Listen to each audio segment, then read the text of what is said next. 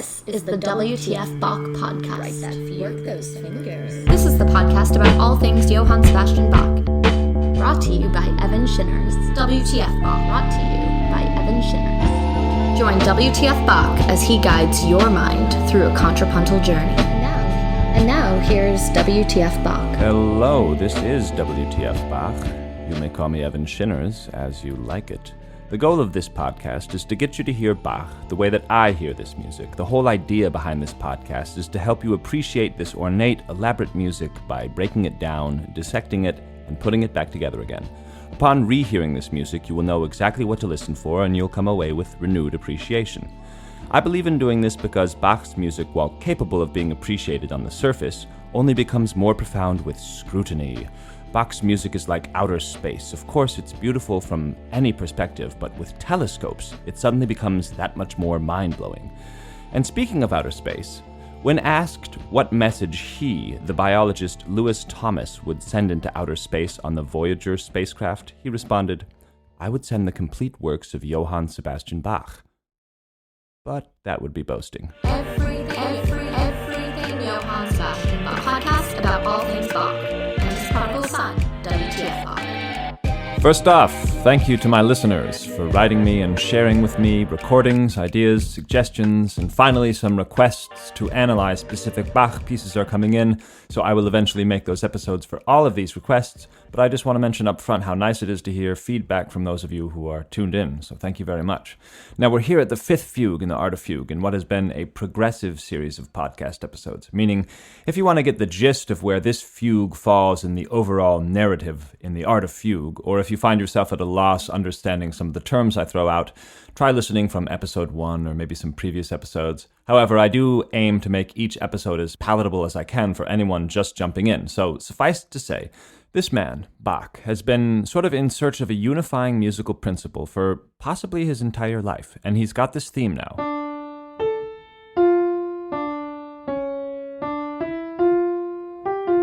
I think all my faithful listeners are hearing this melody in their sleep. So he makes 4 fugues on it. 2 of these fugues use the theme right side up, just like this. And 2 of them use the theme upside down. And like this. But we have yet to see any really crazy combinations, wild technical juggling of this theme. Bach has sort of started out very slowly, laying the first 4 fugues very carefully before exploding this theme onto the insane possibilities as he begins to do in this, the 5th fugue. Now, I stumbled across a description of fugue that I like so much, I feel it warrants a little anecdote. It also illustrates quite well what Bach will be doing in this episode. The description comes from Johann Gottfried Walther, who was Bach's cousin, and in 1708 he wrote a little handbook for a young prince in Saxon-Weimar. Now check out this image. Bach's cousin, who was 24 at the time, is employed by a court to be the court composer, court musician, very common stuff. He's in charge of composing for the court, also giving the royalty and whomever music lessons. Now, this royalty at the time includes a 12-year-old prince, and so Johann Gottfried Walther writes a book for this boy, this prince. It reminds me of that wonderful book, A Little History of the World by E.H. Gombrich, which Gombrich wrote when he was 26 as an attempt to explain history to a child. But this book became so beloved because so many adults found that style to be illuminating. And Walther here is doing the same thing with a music book, explaining it to a child. And suddenly he found that all his friends wanted a copy of that book. In fact, it became so popular that people went on making copies of it by hand for over 200 years, until finally, with the rise of modern Bach scholarship, it was printed as a piece of truly important contemporary Bach-related literature. Well, here's how he, Bach's cousin, describes a fugue to this 12-year-old prince. He says, "In a fugue, one voice chases another." I love it. It's simple. It's right to the point. It doesn't bother with any technical terms. You can imagine right away what's going on here. So I'm scrapping all my previous talks about how fugue comes from tempus fugit, time flies. A fugue is something that flees. No, a fugue is one voice chasing another. That is a powerful image. They're involved with each other, and let's say that the chase is particularly rowdy, particularly fast. Well, that's what we would call stretto. One voice hardly has the time to finish what he's saying before the next voice is off chasing him. And that's what stretto is. It means close, tight, narrow. Sometimes you hear it translated as squeezed. So if you can imagine all 4 of these voices spread out horizontally, And let's say you can imagine that every time a voice takes up this theme, this Art of Fugue theme, you can see it highlighted in a certain color. Well, a stretto is just a squeezing of those colors until they're overlapping. I don't know if that helps give a good visual, but let's try and hear some of it. Our theme in Fugue 4 was this.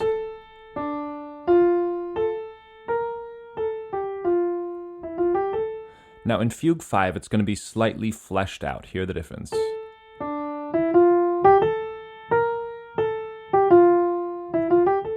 So he's stepping instead of leaping.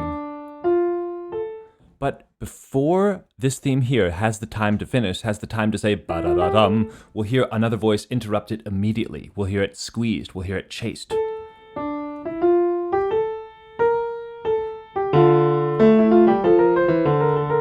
Now Bach is wasting no time here. After patiently exposing this theme in 4 fugues previous, Bach is now like the mathematician who has just spent a great deal of time explaining if A equals B and B equals C, then A equals C. But now all of a sudden he's, doing friggin' calculus. In about 2 seconds, Bach has said, oh, upside down and right side up? Well, I've already done that. You think I would write 2 fugues on the subject, right side up, and 2 fugues on the inversion if all that couldn't happen in the same fugue? Of course it can happen in the same fugue, but it can also be strettoed. Upside down, right side up. Same fugue, right at the beginning. Now, when looking at a stretto, you have to measure it by the number of beats from the dux to the comes. Those are the Latin words from the call to the response. So we have 1, 2, 3, 4, 5, 6, 7, 8, 9, 10, 11, 12. 12. So let's go through all these entrances in the beginning here and see if they're all 12 beats. 1, 2, 3, 4, 5, 6, 7, 8, 9, 10, 11, 12.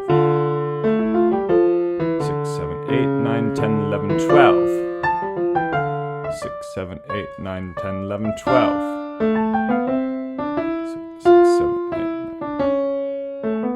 Okay, well, there was no stretto at the end there, but that's because that's the end of the exposition. We've had all 4 voices exposed. We go through a small episode.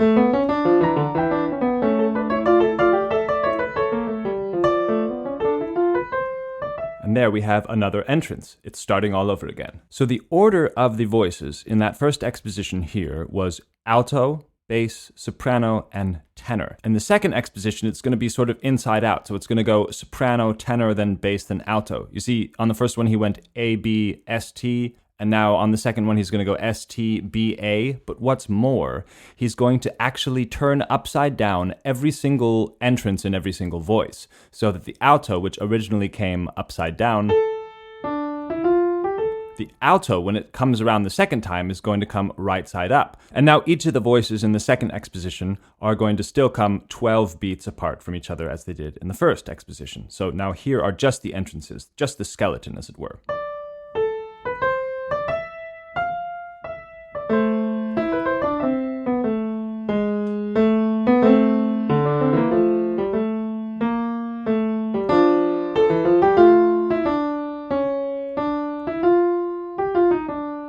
I just love that. It's like one voice really chasing after the other voice. And every time the new voice comes in, it comes in the opposite direction. So you have going down and now going up. And now going down. And now going up. Now, the end of that exposition there, that second exposition, is bar 30. Now, this fugue is 90 bars long, so that's right. It's exactly 1/3 of the composition that Bach has spent spelling out 2 different expositions in which each voice enters twice, and each voice enters inverted and right side up. So let's play the entire composition to bar 30 with just the skeleton, just the theme, so you could hear what's going on, what's making up this composition.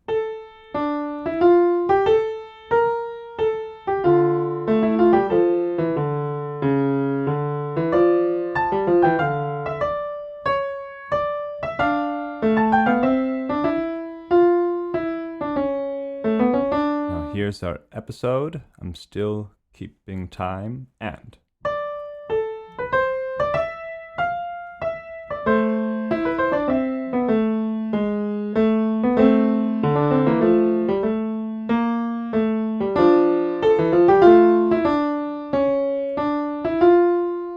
bar 30, right there.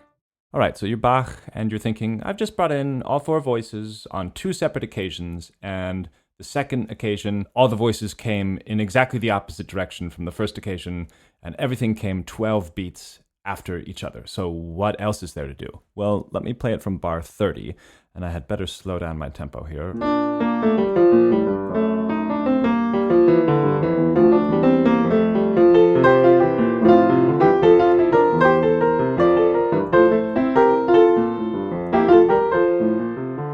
Now, maybe some of you heard that soprano theme there.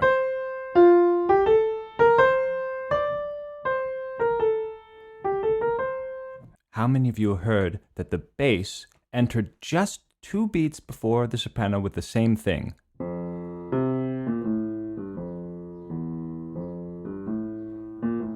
But in inversion, so let's hear those together.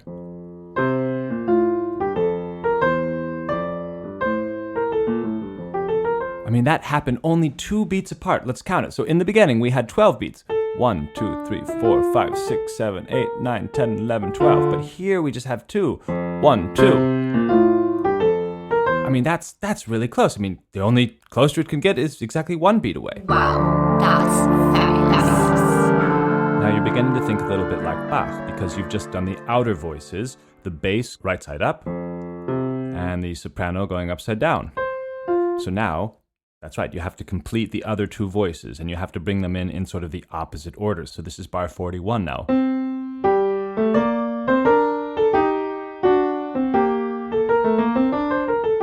Now, that's amazing to think that music right there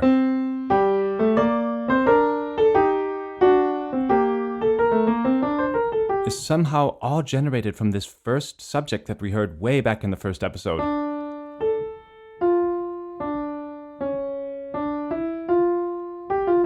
But it is, and somehow Bach has the foresight to see that this little shape can already do these many things. So it can be imitated at 12 beats with inversion, and now here in 2 quick beats. All right, well, now what else is there to do? I've spoken a lot about the technique of canon, and Bach is going to insert a canon here because every entrance that has occurred so far has been sort of fugal. They enter on different notes, they enter in different directions. It's a little difficult to make the point that those are canon-like entrances, but here at bar 47, Bach is very explicitly going to write a canon. I'll play all 4 voices just so you can hear the beauty of this music that exists independently of the canon, or rather around the canon.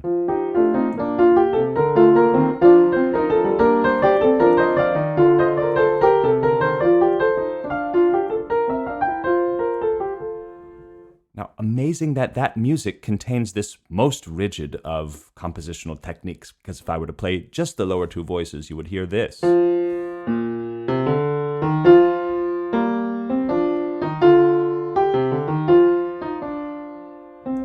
That is again a stretto, but now they're coming on the same pitch in the same direction. They're coming at 6 beats. 1, 2, 3, 4, 5, 6.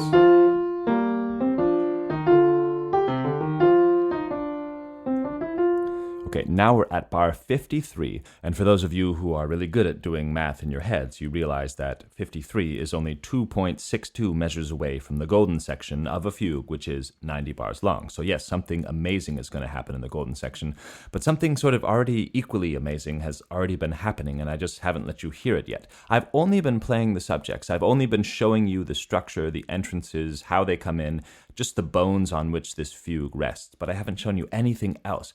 If you were to turn that music, just the structure, to your composition teacher, indeed, you might be hailed as a genius, because this is some immensely clever stuff that Bach has come up with here.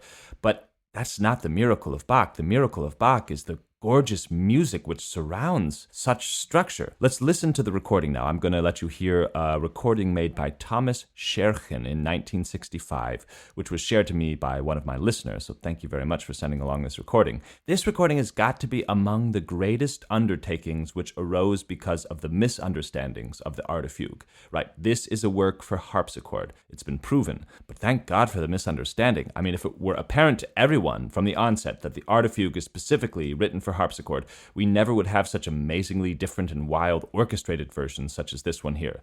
I mean, I even wish that the well-tempered clavier were equally as misunderstood. Can you imagine these huge orchestral versions of those preludes? Anyhow, we're going to listen to the fifth contrapuntus now, the fifth fugue from the Art of Fugue by Thomas Scherchen, live recording 1965.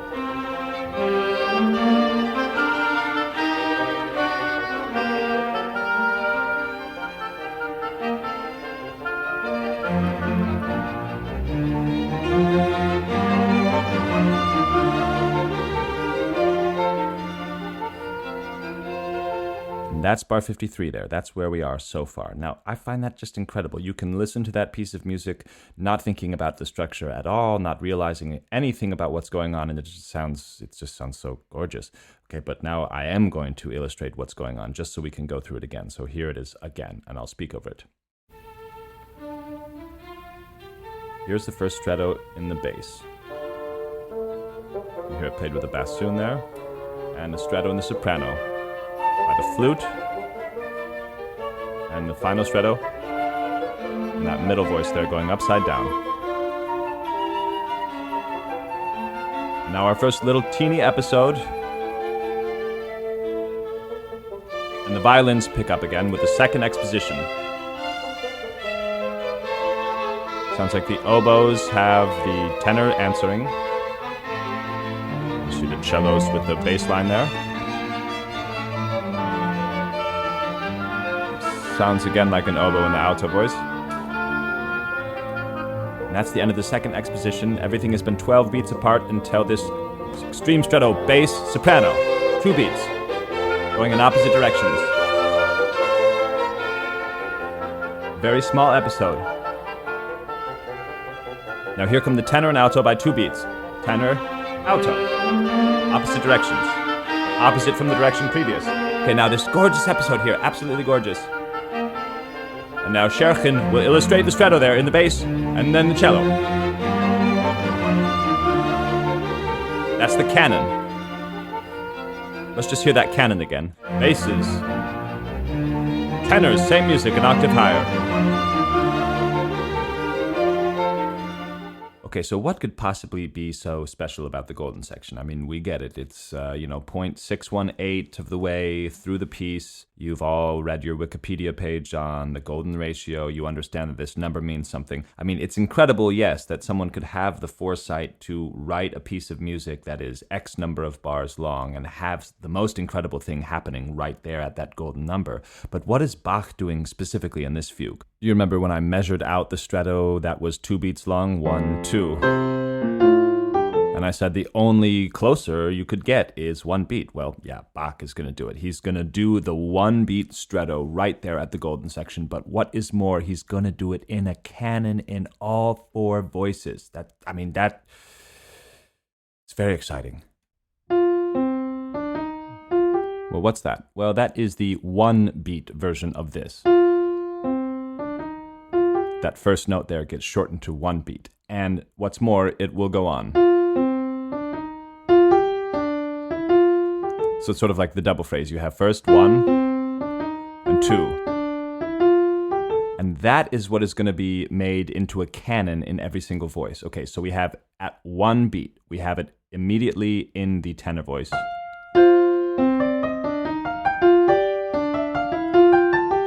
Okay, so you could hear that music is just one beat apart. Okay, the third voice entering is this.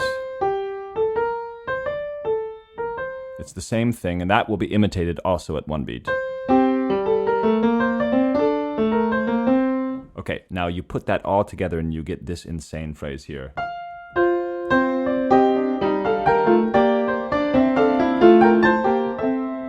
Yes, that is one molecule of music spread out into 4 voices according to certain rules and making that glorious polyphony. Now, just before that golden section, we had the canon in the lower voices at 6 beats. And then he went on and did the canon at 1 beat at the golden section precisely, but you're thinking like Bach now, because you all are, and you realize he left out the canon in the upper 2 voices, also at 6 beats. So we have that right coming out of that crazy canon at 1 beat.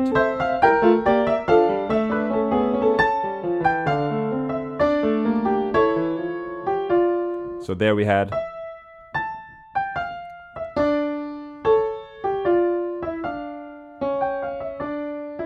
Now, interesting to note that the top voice here, the soprano, starts on this miserably out of tune E. And it's imitated on the D, but that's sort of because the harmony here would not support this D. If I played it with the D,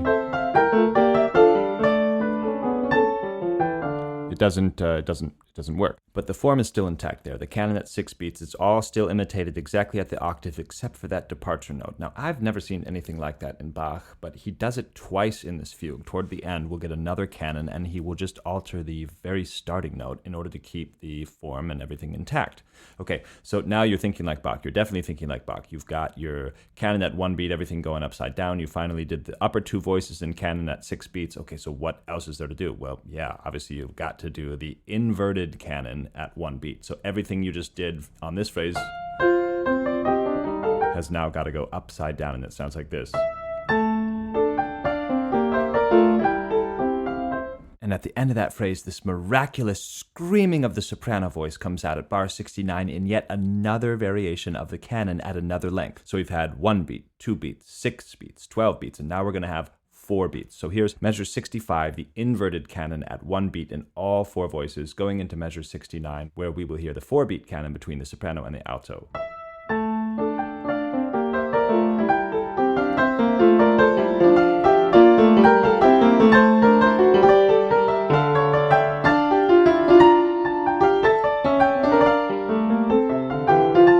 I kind of screamed it out there to make my point, but the point is this, that at bar 69 you have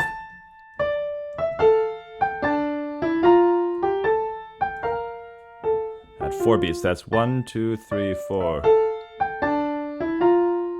Okay, now you're thinking like Bach, and you've done the top 2 voices at 4 beats going upside down. So now, obviously, you got to do the bottom 2 voices going right side up. I hate to break it to you folks, but we don't get that. We do have the tenor start in bar 77, but right at 4 beats, we have the alto come in, not the bass.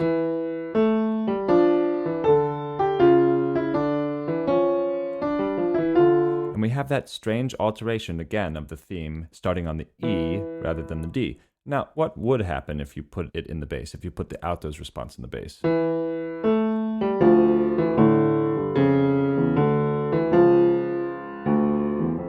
Well, I mean, I guess it would alter the harmony too much, that for Bach it was not really a matter of science, it was aesthetics, of course, so he does this.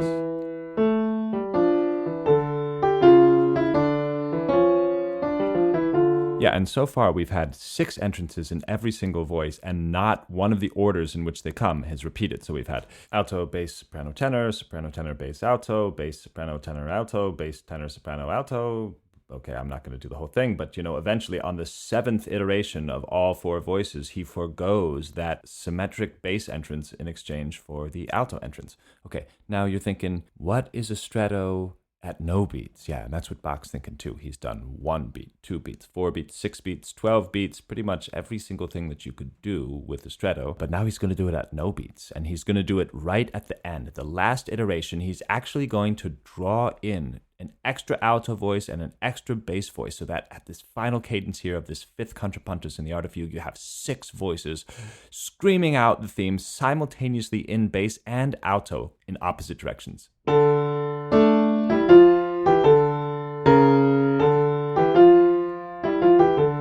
And that's sort of the amazing thing about this figure here from the Art of Fugue, is that it works equally well upside down and right side up. I mean, there's something about the polarity, about this half step here and this half step here, that when you play them in opposite directions at the same time, it makes this incredible shape.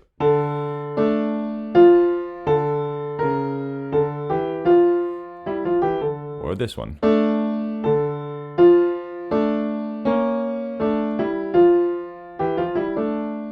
I'll just play that last phrase there with the extra alto voice and the extra bass voice going in opposite directions at the same time, the stretto at 0 beats. And you can hear all 6 voices here, and how buried actually that structure, that theme is within, because you get instead this wonderful music. Count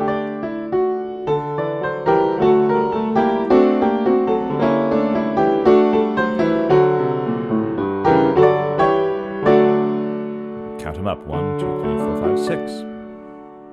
Yeah, that's quite a fugue. That's the first of the stretto fugues, and you could see that there's hardly a moment where there's nothing going on. Hardly a moment for an episode. Everything is on top of each other. Everything is really, really squeezed in there. Okay, so let's hear the Scherchen version from the golden section to the end.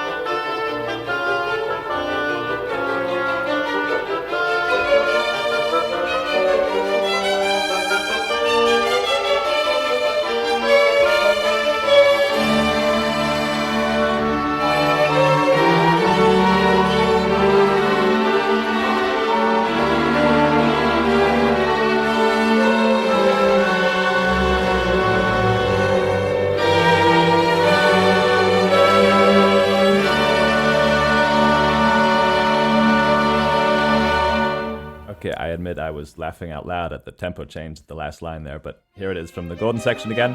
That's the canon at 1 beat, everything going up now. And then the flute there is the canon at 4 beats, imitated by the oboe and the alto there. 4-beat canon. Okay, small little episode here. The chromatic climb up to the canon at 1 beat, now in inversion here. Everything, 1 beat. All 4 voices, upside down. Okay, now we'll hear the strings, bar 69, there. That's the canon at 4 beats, imitated in the alto. Okay, now small time for an episode. We have next coming that final canon at 4 beats. There it is, in the alto and the tenor instead of the bass. Okay, now we have this hilarious tempo change and the mirror image.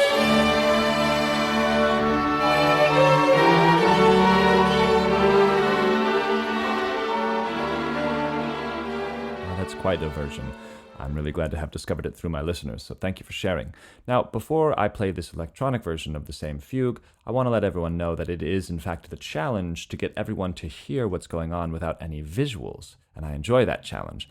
But I also enjoy the challenge of taking Instagram and Instagramming the entire Art of Fugue, which I did a few months ago. So if you want to see some visuals, Google the Art of Fugue Instagram, and I should be the only thing that pops up. Hopefully I'm the only person that's done that. So you can see I've sort of drawn on the slides, and I've tried to illustrate what's going on in the score with some visuals. And I don't know if that helps, if that enhances what's going on, but yeah, that exists, as does my Snapchat arrangement of all the cello suites. No joke. Alto and bass in the left speaker, soprano and tenor in the right.